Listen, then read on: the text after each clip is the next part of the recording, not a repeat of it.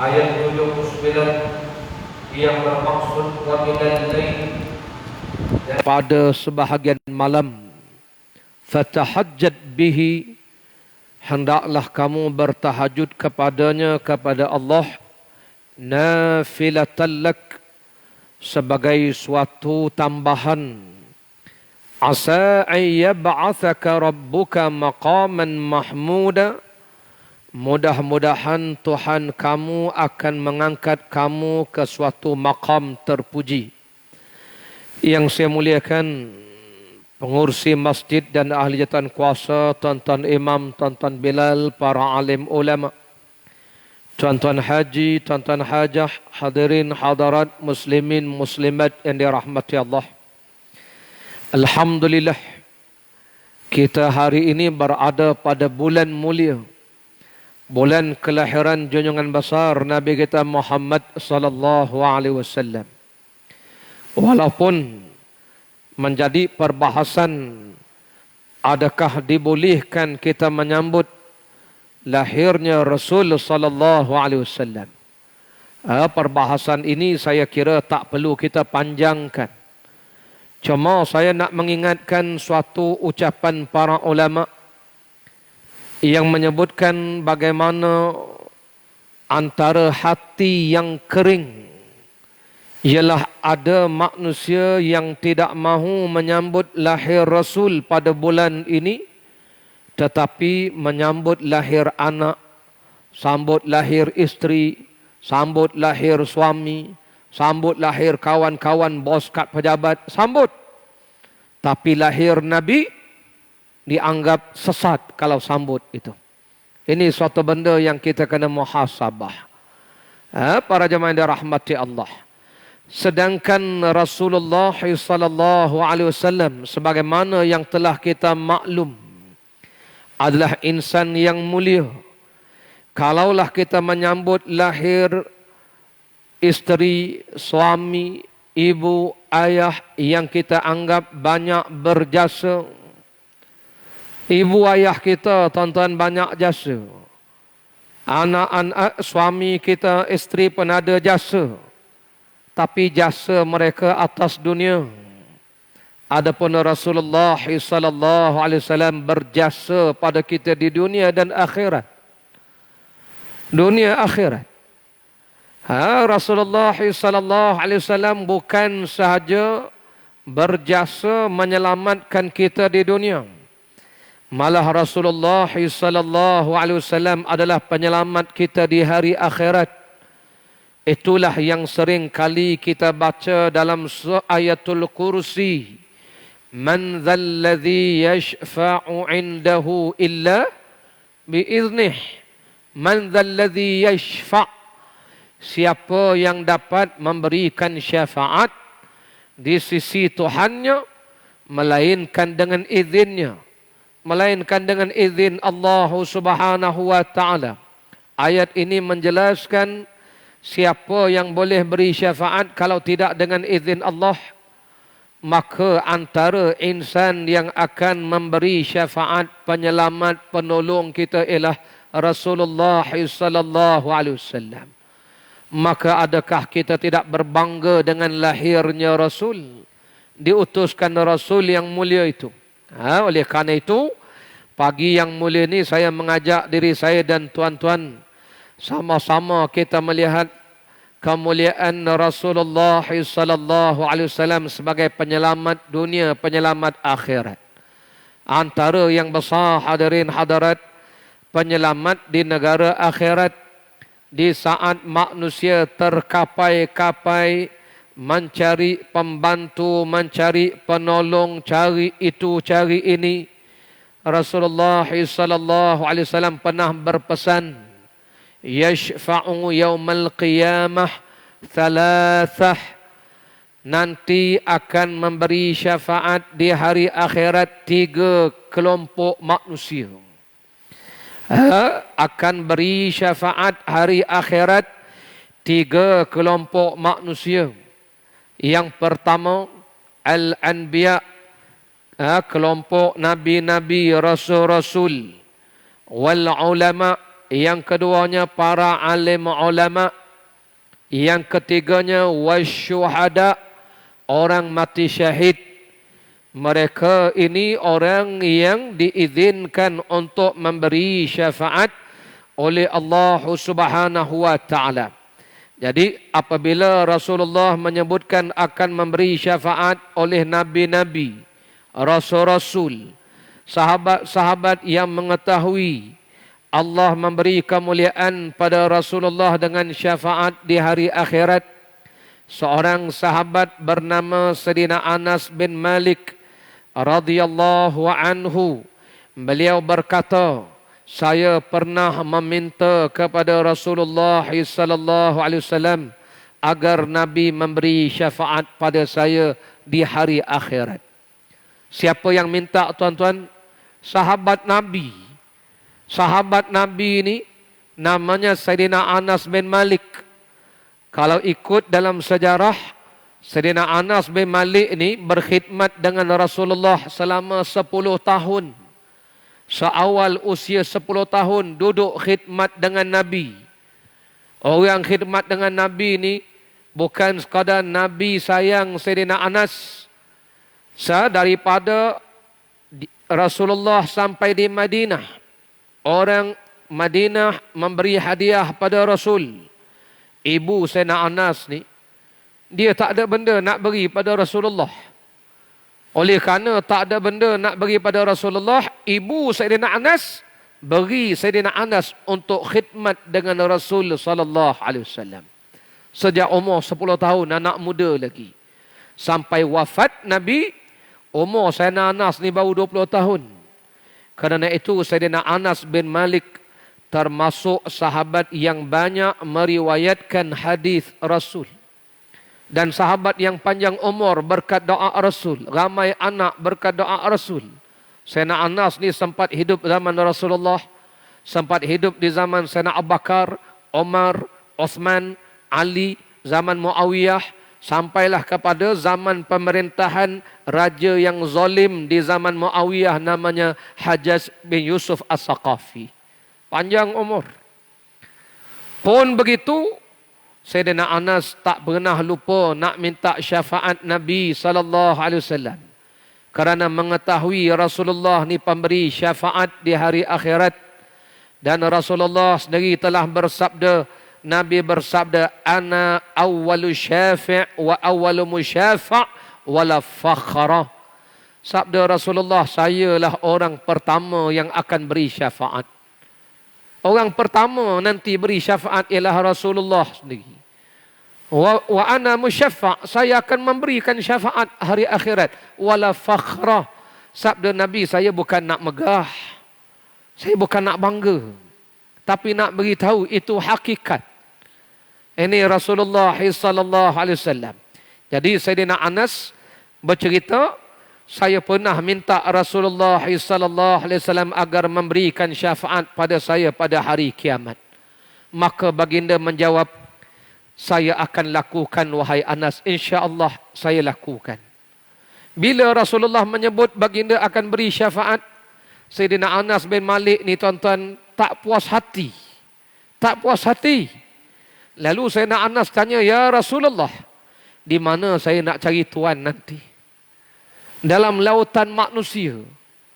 Kita, tuan-tuan, kalau orang kata nak beri pertolongan, kita yahu seronok je.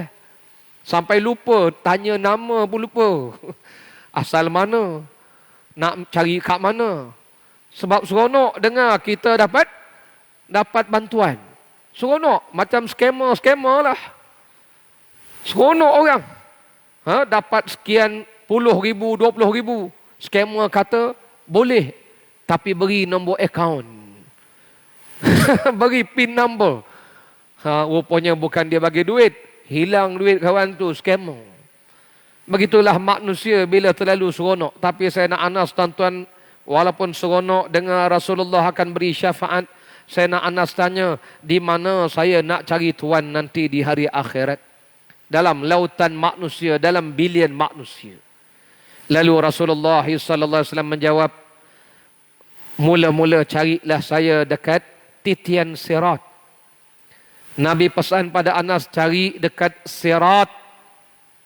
Masalahnya tuan-tuan, sirat ni bukan satu.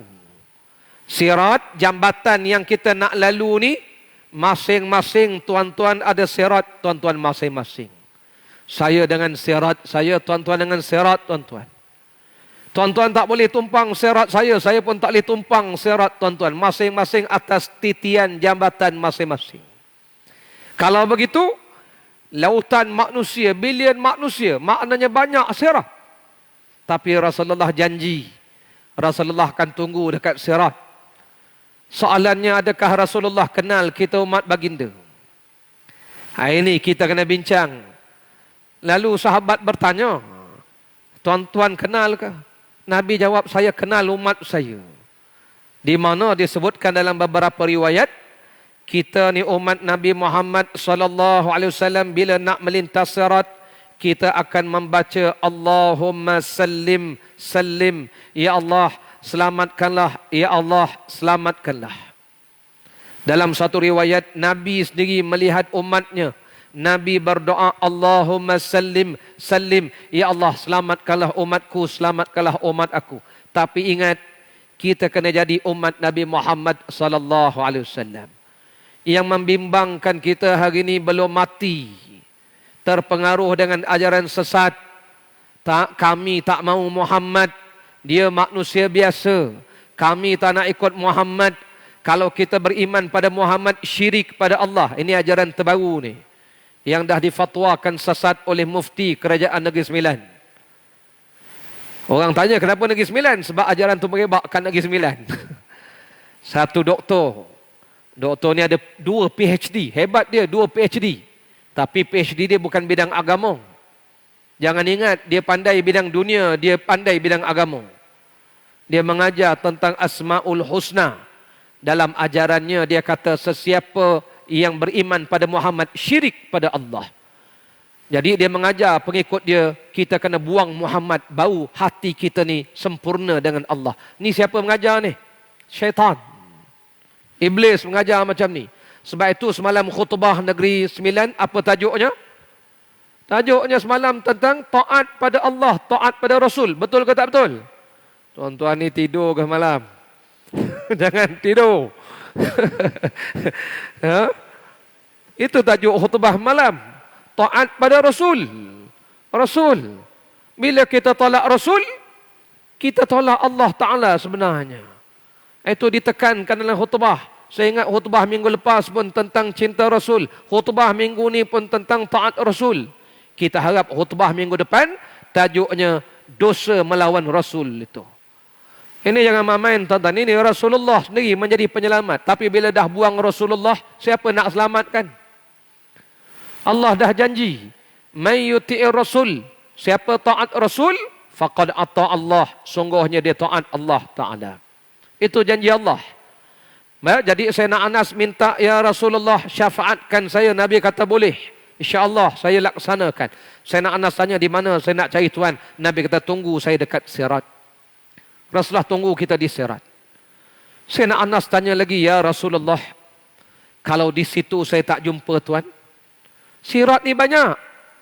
Kalau saya tak jumpa tuan di situ, sabda Rasulullah, carilah saya dekat Al-Mizan. Mizan. Mizan ni maknanya tempat timbangan. Kita nanti akan ditimbang. Ini antara syafaat Rasulullah sallallahu alaihi wasallam menyelamatkan umat baginda yang nak ditimbang. Yang nanti saya nak ingatkan ada 5 syafaat Nabi yang besar. Waktu nak ditimbang umat Rasul, kita ni tuan-tuan beramal. Tapi kita tak tahu amal kita ni banyak yang baik atau banyak yang buruk, kita tak tahu. Kalau tahu senang. Lepas tu kita berdoa. Tok Imam pun tadi doa, Allahumma inna nas'aluka ilman nafi'a. Ya Allah, beri kami ilmu yang bermanfaat. Wa rizqan wasi'a, dan rezeki yang luas. Wa amalan mutaqabbalah. Ya Allah, jadikan amal kami amal yang diterima. Amal banyak dah, terima ke tidak itu. Amal yang diterima itulah hadirin hadirat yang memberatkan mizan kita. Mizan itu. Nabi kata saya tunggu sana.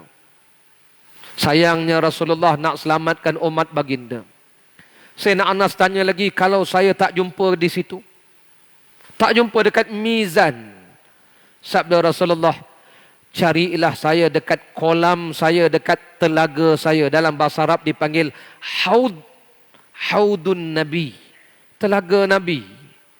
Sayangnya Rasulullah tunggu kita dekat telaga. Kerana yang dapat minum air telaga ini memang pure umat Nabi Muhammad sallallahu alaihi wasallam. Tapi tuan-tuan ingat, kolam Nabi bukan macam kolam surau masjid kita. Kolam Nabi ini masih ratu syahrin. Perjalanannya lebar saja sebulan perjalanan. Panjangnya sebulan perjalanan. Luas, kolam Nabi ini luas. Jadi Sayyidina Anas tanya, kalau situ pun tak jumpa. Luas kolam tu. Kalau situ pun tak jumpa.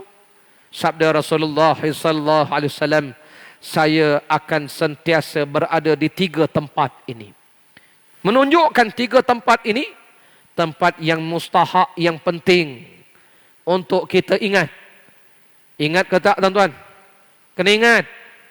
Di situ Rasulullah akan tunggu kita. Di mana? Sirat. Yang kedua, mizan. Yang tiga, dekat kolam Nabi sallallahu alaihi wasallam, dekat telaga Nabi. Kalau tak jumpa, Nabi kata carilah, saya sentiasa akan berada di 3 tempat. Ini Rasul nak menyelamatkan umat baginda sallallahu alaihi wasallam, menunjukkan betapa cintanya Rasul pada kita. Maka bagaimana cinta kita kepada Rasulullah sallallahu alaihi wasallam ini? Ini yang pertama, kita nakkan syafaat Rasul sallallahu alaihi wasallam. Nanti di akhir kita akan sebut apakah syafaat Nabi dan bagaimana kita nak mendapatkan syafaat Nabi Muhammad sallallahu alaihi wasallam. Jadi 3 tempat ini kata para ulama. 3 tempat ini kata Al-Imam Al-Qurtubi dalam kitabnya At-Tazkirah, menunjukkan tempat ini tempat yang penting di hari akhirat. Kita kena ambil maklum. Kalau kita tak maklum, nanti kita tak tahu di mana nak mencari Nabi Muhammad sallallahu alaihi wasallam. Dan kata Sayyidina Aisyah, 3 tempat yang Nabi sebut ini, memang inilah keadaan yang paling menggerunkan di hari akhirat. Dalam suatu riwayat daripada Sayyidina Aisyah radhiyallahu anha, Sayyidina Aisyah mengatakan 3 tempat, 3 keadaan yang sangat-sangat menggerunkan manusia. Sehingga kan pada saat itu di hari akhirat, manusia ni dah tak ingat sama sendiri. Tak ingat tuan-tuan. Tuan-tuan tak ingat ke saya. Saya pun tak ingat ke tuan-tuan. Nak buat macam mana itu yang Nabi sebut. Kita tak ingat pada isteri, pada anak, pada suami, pada siapa pun dah tak ingat. Kerana masa itu kita nak menyelamatkan diri kita, nafsi. Lalu Rasulullah sallallahu alaihi wasallam bersabda, 3 keadaan ini memang kita tak ingat sesama kita. Antara sebab ini kerana kegerunan yang sangat-sangat menggerunkan. Lalu Nabi sebut 3 keadaan ini. Pertama, semasa buku amal kita diterbangkan daripada bawah arasy Allah Ta'ala. Masa buku amal tu terbang, masa tu kita takut. Masa takut itulah kita dah tak ingat sama-sama kita dah. Masa tu ingat diri kita dapat amal tangan kanan ataupun daripada belakang atau dari tangan kiri. Allah, hadirin, itu yang pertama. Yang kedua, Nabi sebut waktu nak ditimbang atas al-mizan, nak timbang buku amal tu. Masa tu kita gerun. Yang ketiga, semasa kita nak melintas titian sirat. Di sinilah kita mengharapkan syafaat Rasulullah sallallahu alaihi wasallam. Itu hadirin para jemaah yang dirahmati Allah, betapa besar dan mulianya Rasulullah sallallahu alaihi wasallam. Baik. Perkara tajuk yang kedua yang kita nak bincang, bahawa Rasulullah sallallahu alaihi wasallam ini pemberi syafaat. Yang kedua, apakah Dan di manakah syafaat Nabi sallallahu alaihi wasallam ini? Berapa macam syafaat yang dimiliki oleh Rasulullah sallallahu alaihi wasallam? Asy-Syaikh Al-Imam Al-Qadhi Iyad rahimahullahu taala, seorang daripada ulama dalam mazhab kita Syafi'i, namanya Al-Imam Al-Qadhi Iyad, menyebutkan bahawa syafaat Nabi Muhammad sallallahu alaihi wasallam pada hari kiamat ada 5 macam. 5 macam syafaat Nabi. Syafaat yang pertama, ini syafaat yang paling istimewa, yang hanya dimiliki oleh Rasulullah sallallahu alaihi wasallam, tidak dimiliki oleh nabi-nabi yang lain. Ini yang pertama sekali. Namanya syafaat uzma. Syafaat paling agung sekali. Syafaat uzma, syafaat paling besar, paling agung. Ini milik Rasulullah. Dan syafaat ini semasa manusia berada di mahsyar. Masa tu hadirin hadirat, wa husyira, dihalau manusia berhimpun di mahsyar. Yang baik, yang jahat, yang beriman, yang taat, yang maksiat, yang kafir, yang beriman, yang munafik, semua berhimpun. Macam-macam keadaan. Yang berpeluh, yang peluh sampai ke pusat, yang peluh sampai ke mulut, yang peluh sampai ke hidung, yang matahari kadar sejengkal, yang bau hapak, yang bau busuk, yang bau hanyir, bau macam-macam, busuk. Tapi ada juga yang tenang, berlindung di bawah arasy. Ada yang selamat dalam keadaan huru hara mahsyar ini. Manusia mencari seseorang untuk memberi pertolongan. Kenapa tak minta pada Allah? Nak minta macam mana atas dunia sombong dengan Tuhan? Nak minta macam mana? Atas dunia ni nak berdoa pun tak mau. Nak minta dengan Allah pun, Tuhan tu siapa dia kata? Allah Ta'ala ni hebat ke nak minta dengan dia? Ini manusia, hari akhirat besok tunduk, takut. Nakisu ru'usihim inda rabbihim. Tertunduk kepala mereka, takutkan Allah, takut. Mana berani nak angkat kepala? Macam kita zaman sekolah dululah. Zaman sekolah kalau buat salah, masuk guru disiplin semua tunduk. Warak dah ke? Zaman sekolah, tuan-tuan macam dah lupa. Kena pula kalau tak buat kerja rumah tu. Kalau tak buat kerja sekolah ke, mari cikgu. Kena pula cikgu paling garang dalam sekolah tu. Nak tanya soalan saja. Semua tunduk. Nakut, Syekh, nakut. Akhirat macam itulah. Takut dengan Allah. Allah ilhamkan pada manusia, carilah seseorang untuk beri syafaat. Lalu manusia di mahsyar berbual sama-sama mereka, siapa yang boleh tolong kita? Siapa nak tolong kita? Hadirin hadirat, Allah ilhamkan mereka, carilah bapa segala manusia, namanya Adam alaihi salam. Manusia teragak, teringat, kita kan ada manusia pertama namanya Adam. Cari Nabi Adam. Dalam lautan manusia cari Nabi Adam. Jumpa Nabi Adam. Ringkas ceritanya, mereka minta, mereka puji, wahai Adam, kamulah bapa manusia. Allah menjadikan kamu dengan tangan kudratnya. Engkaulah ditiupkan ruh pada jasadmu. Wahai Adam, mintalah Allah, jalankanlah perbicaraan. Kami tak larat duduk di mahsyar. Kami tak sanggup di mahsyar. Tak sanggup dah. Apa kata Nabi Adam? Lastulaha, saya tak layak. Saya tak layak. Nabi Adam rasa tak layak. Nabi Adam menyebutkan kesalahan, kesilapan yang pernah dilakukan. Makan buah larangan dalam syurga.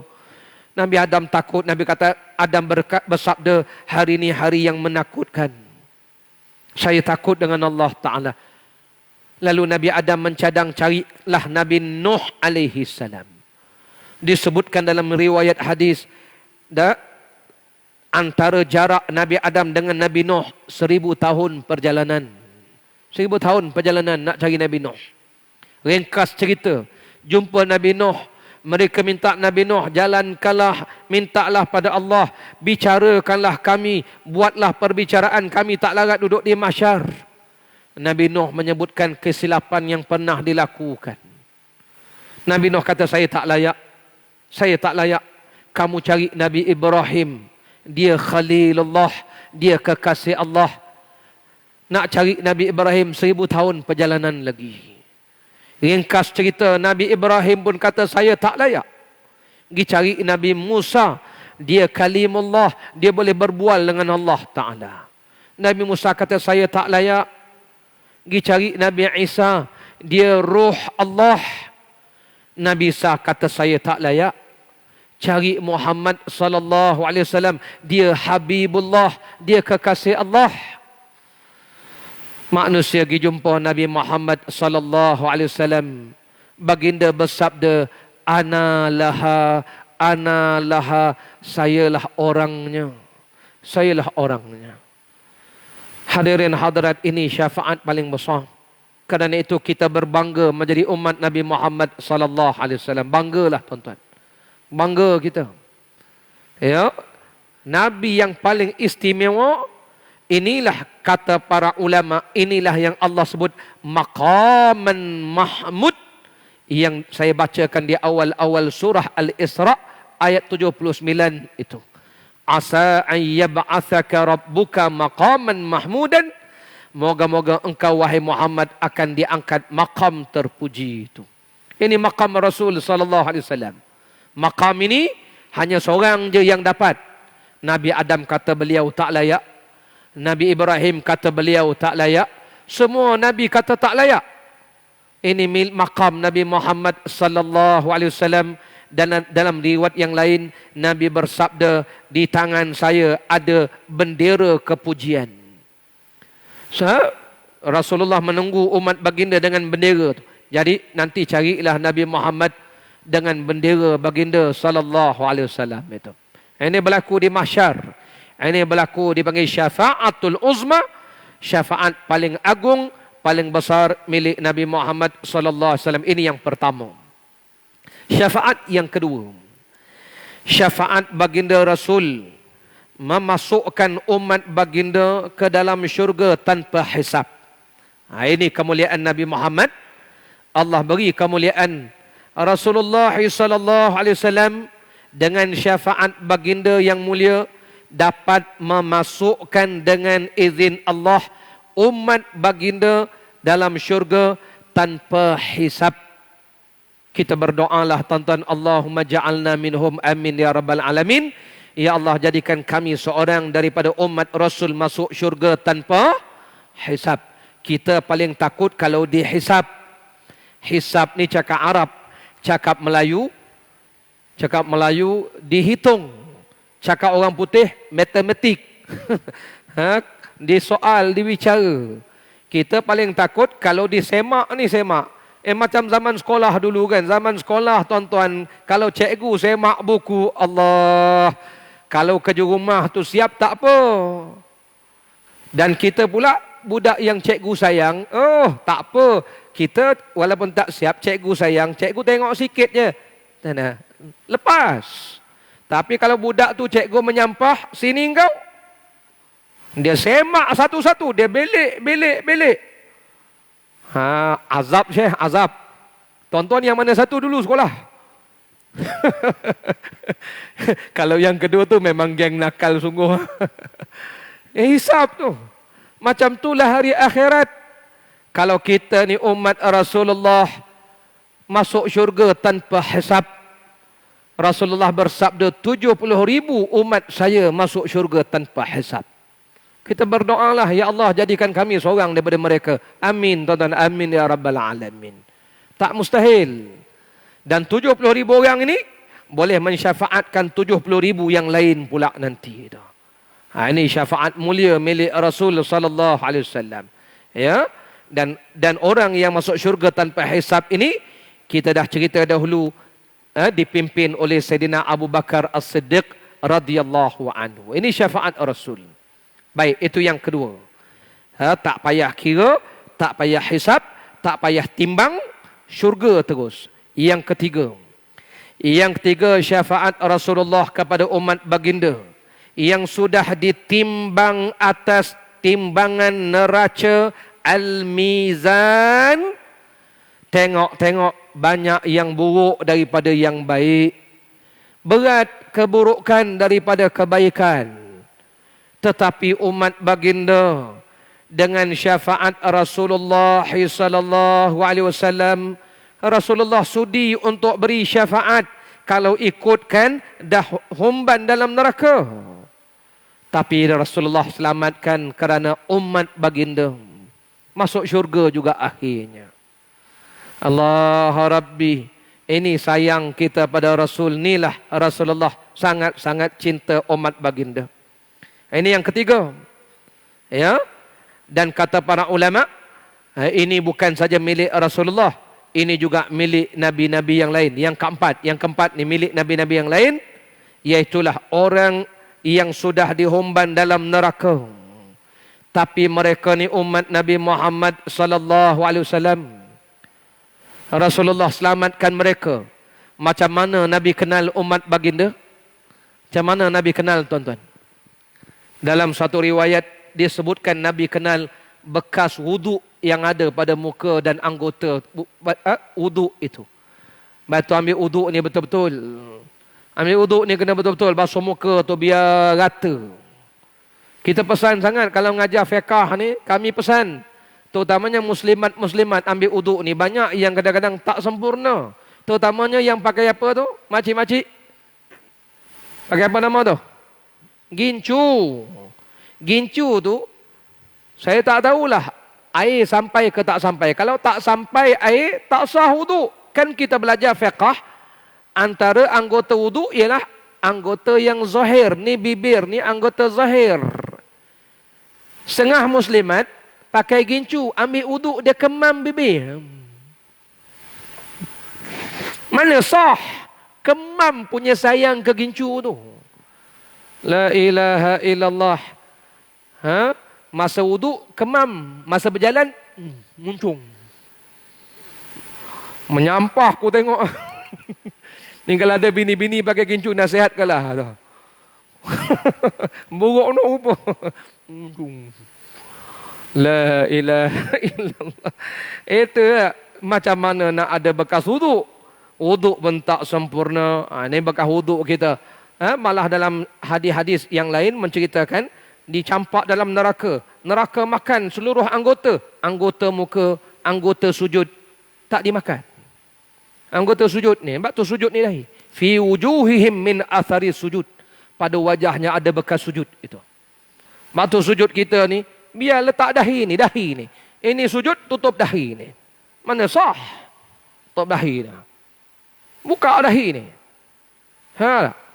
Pakai serban ke tak pakai serban ke, buka dahi kita ni. Biar ada bekas sujud itu. Baik. Itu Rasulullah mensyafaatkan humban neraka dah. Tapi dengan syafaat Rasul masuk juga ke syurga. Itu yang keempat. Yang kelima. Yang kelimanya, mereka yang telah dimasukkan ke syurga. Oleh kerana syurga ni tuan-tuan tak sama. Ada syurga yang hebat. Syurga ni bukan 8 tingkat. Ada orang kata syurga ni bertingkat. Dia bukan tingkat. Dia dipanggil 8 darjat. Darjat tingkat juga. Dia macam ni lah. Ni kawasan perumahan ni. Kan ada kawasan banglo. Ada kawasan teres. Ada kawasan elit. Ada kawasan kos murah. Macam tu lah. Dia ada kelompok-kelompok dia. Besok di syurga, kelompok yang paling istimewa namanya syurga Firdaus. Itu semuanya nabi-nabi, rasul-rasul, golongan-golongan hebat-hebat.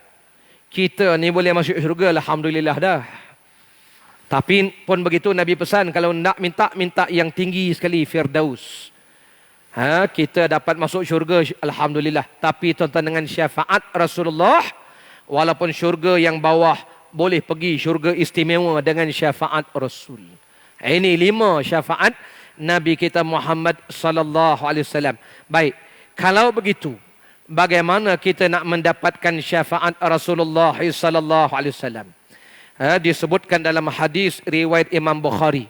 Ini hadis yang sahih di mana Abu Hurairah radhiyallahu anhu berkata, saya pernah tanya kepada Rasulullah sallallahu alaihi wasallam. Kata Abu Hurairah, saya tanya, ya Rasulullah, siapakah orang paling bahagia mendapat syafaat Tuhan pada hari akhirat? Siapa orang paling gembira sekali? Lalu Rasulullah menjawab, wahai Abu Hurairah, sesungguhnya aku telah menjangka bila Nabi cerita tentang syurga, Nabi cerita tentang syafaat, tak ada orang tanya sebagaimana soalan Abu Hurairah. Jadi sabda Nabi, aku telah jangka, tak ada seorang pun yang bertanya kepada aku sebagaimana pertanyaan yang kamu kemukakan. Kerana aku melihat kamu sangat berminat dengan ucapan-ucapan daku itu, hadis-hadisku. Jadi Abu Hurairah ni orang panggil, dia bertanya di luar kotak. Dia tanya soalan yang orang tak terfikir. Jadi Abu Hurairah tanya, ya Rasulullah, siapa orang paling seronok sekali, paling bahagia hari akhirat dengan syafaat Tuhan? Nabi kata, wahai Abu Hurairah, soalan yang kamu tanya ni orang tak pernah soal. Saya dah jangka kamu akan soal kerana kamu ni menunjukkan minat dengan ucapan saya. Lalu Nabi bersabda, orang paling seronok, paling bahagia dapat syafaat saya hari akhirat ialah orang yang mengucapkan la ilaha illallah tulus dari hati yang dalam itu. Ini sebab tu kita ni menyebut la ilaha illallah, biar datang daripada hati kita. Sebab tu tadi tuan-tuan baca Quran tadi, kan cerita orang munafik. Tadi tuan-tuan baca Quran, cerita orang munafik, sambung besok cerita munafik itu. Kenapa munafik ni? Besok sambungnya munafik. Tadi pun dah sebut, orang munafik ni dengan orang kafir sama-sama dalam neraka. Kekal dalam neraka selama-lama. Sebab munafik ini di bibir saja la ilaha illallah, hatinya tak minat dengan Allah. Hati benci dengan Allah. Kita batu jaga-jaga jangan jadi munafik. Sebut la ilaha illallah dari hati. Tidak ada yang kusembah melainkan Allah. Tidak ada yang aku sujud. Tidak ada yang paling cerdik melainkan Allah. Tidak ada yang paling adil melainkan Allah. Tidak ada yang paling pandai melainkan Allah. Semuanya Allah. Ini bercakap, Allah ni adil ke dia? Tuhan ni pandai ke dia? Tahu ke dia zaman teknologi ni Tuhan ni? Tapi menyebut la ilaha illallah. Ini bukan dari hati namanya. Ni daripada mulut aja la ilaha illallah. Batu kita ni menyebut la ilaha illallah. Nabi kata daripada hati kita yang benar-benar mengenal Allah subhanahu wa ta'ala. Ini orang paling bahagia sekali. Orang yang menyebut la ilaha illallah ikhlas dari hati dia. Memang dia tahu Allah ta'ala yang paling bijak, paling adil. Yang dia sembah, dia tak sembah melainkan Allah. Tidak ada Tuhan lain melainkan Allah subhanahu wa ta'ala. Ini yang pertama kalau kita nak mendapatkan syafaat Nabi sallallahu alaihi wasallam. Dalam satu hadis yang lain, Sayyidina Zaid bin Arqam bertanya kepada Nabi sallallahu alaihi wasallam, bila Nabi sebut barang siapa menyebut la ilaha illallah dengan penuh ikhlas dari hati, dia akan masuk syurga. Lalu Zaid bin Arqam bertanya, Zaid bin Arqam berkata, ada orang bertanya, ya Rasulullah, bagaimana seseorang mengucapkan la ilaha illallah dengan penuh ikhlas? Jawab Nabi, jika kalimah syahadah itu dapat menghalangnya dari perkara-perkara yang Allah telah haramkan. Allah larang arak, dia setuju. Allah larang judi, dia setuju. Allah larang zina, dia setuju. Apa yang Allah larang, kalimah inilah yang menjadi kalimah yang menegah dia untuk menyokong. Dia tak sokong benda-benda haram tu. Ini kita pun macam tu. Bila kata la ilaha illallah, la ma'budu bihaqqin illallah, tidak ada yang kami taat, yang kami sembah, hanya Allah saja. Taat Allah Ta'ala. Ini hadirin hadrat dari hati kita ni. Batu benda yang Allah larang, kita kena larang. Benda yang Allah kata haram, kita kena haram. Jangan sekali-kali kita ni bersetuju, jangan. Ini ikhlas. Sayyidina Zaid menyebutkan, orang tanya Rasulullah apa maksud ikhlas dari hati. Nabi kata kalimah itulah yang menghalang dia menyokong benda yang haram. Kalimah la ilaha illallah, karena adanya ingat dia kepada Allah. Ini yang pertama, kita nak dapat syafaat Nabi, banyakkan menyebut la ilaha illallah dari hati kita. Yang pertama. Yang keduanya, hadirin para jemaah dirahmati Allah, kita nak dapat syafaat Nabi SAW. Yang keduanya, banyakkan selawat pada Rasul. Selawat Nabi. Ini pun dah disebut dalam khutbah Jumaat, ceramah. Selawat banyak-banyak. Nabi bersabda, orang yang dekat dengan saya, orang banyak selawat pada saya. Itu yang kedua. Yang ketiga, kita nak syafaat Rasulullah sallallahu alaihi wasallam. Yang ketiganya, yang kedua apa tadi? Banyak selawat Nabi. Yang ketiga, ziarah makam Nabi. Ini kalau ada masa, ada duit, pergi ziarah makam Rasul. Nabi bersabda, man zara qabri wajabat lahu syafaati. Siapa ziarah saya, dia berhak dapat syafaat saya. Batu kita ni kena ada keinginan ziarah makam Rasul. Duit banyak, kena sediakan duit, bajet. Yang herannya, Tokyo sampai, Korea sampai, Gold Coast sampai, New Zealand yang jauh pun sampai dah, London sampai, Amerika, Los Angeles, Las Vegas sampai, Mekah tak sampai, Madinah tak sampai. Apa barang korang ni? Ini bukan tontonan ni, ini yang dengar video ni. Tak sampai-sampai, Mekah, Madinah tak sampai lagi. Semua dah ziarah. Kamal Ataturk pun diziarah kat Turki tu. Saya pun bawa lah jemaah kita tengok Kamal Ataturk. Sampai dah kubur Kamal Ataturk, kubur Rasul tak sampai lagi. La haula wala quwwata illa billah.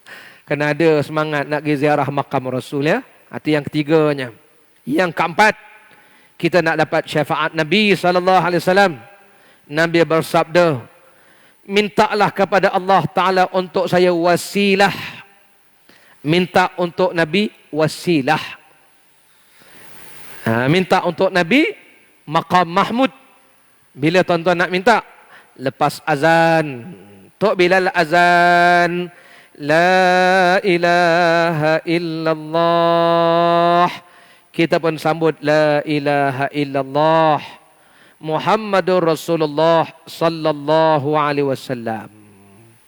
Setelah selawat Nabi, bacalah doa, Allahumma rabba hadhihi da'wati tammah wassalatil qa'imah ati sayyidana Muhammadanil wasilah wal fadilah wa ba'athu maqaman mahmudan alladhi wa'attah. Innaka la tukhliful mi'ad. Tambahan sikit. Baik, apa sabda Nabi? Siapa minta untuk saya wasilah, nanti saya beri dia syafaat. Siapa minta untuk Nabi wasilah, Nabi akan beri padanya syafaat. Hadirin hadirat, apa itu wasilah?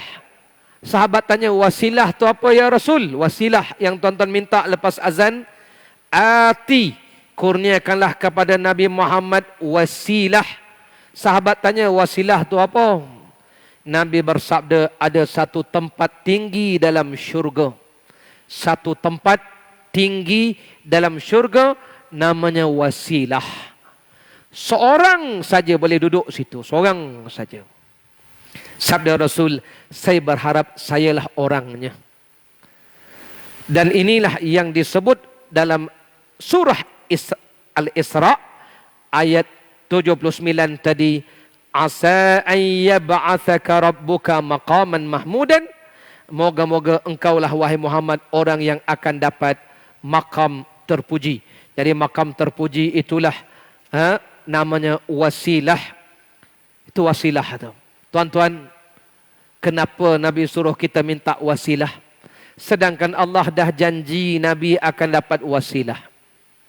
Tuan-tuan minta, tuan-tuan tak minta, Nabi tetap akan dapat wasilah. Soalannya, kenapa tuan-tuan disuruh oleh Rasul, mintalah wasilah untuk saya? Tuan-tuan boleh jawab ya? Untuk apa tuan-tuan minta? Sedangkan Nabi dah dijanji akan dapat wasilah dan maqam mahmud. Untuk apa tuan-tuan minta? Ya Allah, berilah Muhammad wasilah, fadilah dan maqam mahmud, maqam terpuji. Untuk apa? Jawapannya untuk kita. Untuk kita. Nabi kata, kalau kamu minta untuk saya wasilah, saya syafaatkan kamu. Maknanya kalau tuan-tuan tak minta, tuan-tuan tak dapat syafaat Nabi nanti. Sebab tu lepas azan tu mintalah. Minta wasilah. Jangan berat bibi nak berdoa lepas azan tu. Ya, ini sayangnya Nabi tuan-tuan. Simple je. Lepas azan minta. Tapi jangan asyik berdoa aja. Tak datang surau. Tak datang surau. Saya dah dapat wasilah.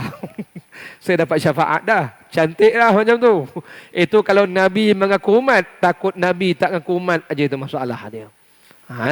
Jadi kesimpulannya, itu lepas azan tu, Nabi dah pesan, minta untuk saya wasilah.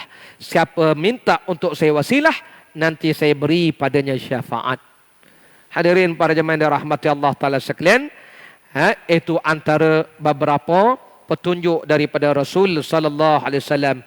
Dan yang kelima, kita nak dapat syafaat Nabi. Yang kelima, jadikan diri kita umat Muhammad sallallahu alaihi wasallam. Jadi kalau kita tak jadi umat Nabi, jangankan kata syafaat, kita tak dibenarkan minum air kolam Nabi, kita tak akan dapat syafaat Nabi. Banyak tuan-tuan akan rugi. Jadi saya nak simpulkan beginilah pagi-pagi ini. Kesimpulannya, janganlah ikut ajaran-ajaran sesat yang suruh tolak Nabi Muhammad. Hati-hatilah. Bimbang tuan-tuan, saya sangat bimbang. Sebab apa saya sangat bimbang? Sebab ramai terpengaruh. Ramai terpengaruh tuan-tuan. Ni ajaran yang mufti dah fatwa ni, muslimat-muslimat banyak terikut. Banyak terikut tuan-tuan. Mujulah mufti Negeri Sembilan cepat fatwakan. Walaupun doktor tu asalnya orang Pahang, dia orang Pahang. Tapi macam mana tak tahu ajaran yang merebak dekat Negeri Sembilan ni. Ya. Kita mintalah, hati-hatilah. Sama jugalah dengan Ayapin semua tu. Semua geng-geng tu semua tolak Rasulullah. Kita pun tak faham Ayapin nak tolong dia macam mana. Itu saya tak masuk cerita. Ada hadis Nabi, orang macam ni besok hari akhirat, bila mereka tengok Rasulullah syafaatkan umat mereka, orang-orang kafir berkata, siapa nak syafaatkan kita? Siapa nak syafaatkan kita? Lalu mereka berkata, yang menyesatkan kita iblis. Mari kita cari iblis. Cari iblis. Iblis kata, ini yang Allah sebut dalam Quran. Kata iblis, Allah janji pada kamu, Allah tunaikan janjinya. Aku janji pada kamu, fa akhlaftukum, aku mungkir janji. Iblis tak mau tolong. Ini ajaran iblis, hati-hati. Saya ulang-ulang sebut ni tuan-tuan sebab sedih tuan-tuan, sedih. Ni yang terbaru ni, ajaran Nabi Melayu dekat Kemensahaid. Saya dah cerita dah, itu hari dah ditangkap, dibawa ke Jelebu, pusat pemantapan akidah tu, 30 km dari sini tu. Ingatnya dah pulih, dilepaskan, balik semula. Baru ni disebar balik ajaran dia. Dia kata dia Nabi Melayu, ditangkap semula. Kita dah pesan jangan lepaskan. Sebab masa di siasat dia dah kata saya letak jawatan sebagai Rasul. Betul dia letak jawatan. Lepas dia ambil balik jawatan tu. Kali ni kita orang nak smack down je, geram sungguh. Yang heran tuan-tuan, ramai pengikut dia. Ayapin 17,000 pengikut dia. 17,000. Saya tengok muka Ayapin, saya tengok muka saya tengok muka Ayapin, saya tengok muka saya, handsome saya. Tapi inilah yang ada, sekianlah saja. Tak sampai 17,000. Ayapin tuan-tuan, 17,000. La haula wala quwata illa billah. Ni pesan anak cucu kita ya. Ingatlah Rasulullah, sayangnya Nabi pada kita. Nabi nak tolong kita, syafaatkan kita. Jangan tinggalkan Nabi. Banyaklah selawat Nabi. Sayanglah Nabi. Pesan saya pada saya dan anak cucu kita semua. Bunuhlah kita, tetap dengan Nabi Muhammad sallallahu alaihi wasallam. Sebab itulah kerana cinta Nabi inilah ulama-ulama berqasidah, Ishfa' lana na na na na ya habibana. Syafaatkanlah kami ya Rasulullah. Ishfa' lana ya Rasulullah. Syafaatkan kami ya Rasulullah. Jadi itulah sebagai penutup kita pada hari ini. Semoga Allah rahmati kita semua.